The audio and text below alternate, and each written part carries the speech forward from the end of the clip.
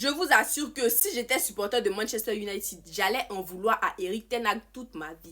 Toute ma vie, j'allais lui en vouloir. Le pauvre Ruben Amorim. Déjà, tu viens en cours de saison avec une équipe qu'un autre a bâtie sur plusieurs années. Le gars n'a rien remporté. Mais comme il a remporté la FA Cup et puis la Carabao Cup, on dit non, il a remporté des trophées, donc voilà, on va pas le chasser. Mais pourtant, il n'a rien fait de bon. Il a recruté des joueurs qui sont inutiles, qui n'ont même pas le niveau de Manchester United. C'est vrai que Manchester United, actuellement, ils sont nuls. Mais quand même, ça reste le plus grand club d'Angleterre. Tu te vas prendre tes joueurs qui étaient autant à l'Ajax. Anthony, combien de millions sur cette fraude?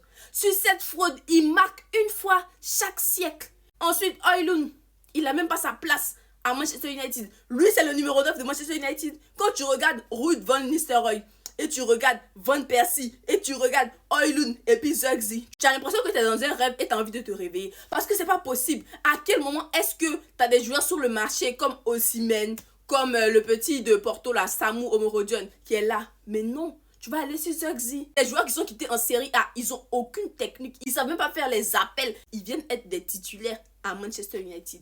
C'est incroyable. Ils mettent des millions sur des joueurs comme Casemiro qui sont finis. Ben Amorim, il était avec le Sporting. Il s'en sortait hyper bien. Il allait peut-être écrire l'histoire. Il les a laissés en cours de saison. Et il est parti à Manchester United. Alors que lui, il a un système qui est bien défini, un système qui a besoin de temps d'assimilation. Tu dois avoir une pré-saison bien. En cours de saison comme ça peut jamais marcher. Ça peut jamais marcher. Vous allez penser que le gars c'est une fraude, alors que c'est pas une fraude. C'est un bon entraîneur. Mais de 1, les joueurs sont nuls, ils sont nazes. 2, ils n'ont pas encore adopté le système, le 3-4-3. C'est difficile. Une fois que tu as assimilé, ton équipe va être prolifique en fait. À part des joueurs comme Ahmad, Yoro, Mainoo, je ne vois pas quel joueur dans leur effectif a encore sa place. Aujourd'hui, United a perdu 2-0 face à Newcastle. Vous avez vu comment Manchester United s'est fait balader sur leur propre terrain. C'était incroyable. C'était incroyable. Alexander Isak, il s'est baladé, on dirait, au champ de manioc. Mais tout ça, c'est la faute de ten Hag. Tout ça, c'est la faute de ten Hag. Franchement, moi, ça me fait de la peine. Ça me fait grave de la peine. Des joueurs comme Rashford, on ne sait pas ce qui se passe dans les têtes. Un coup, ils sont forts. Un coup, ils sont nuls. C'est quoi?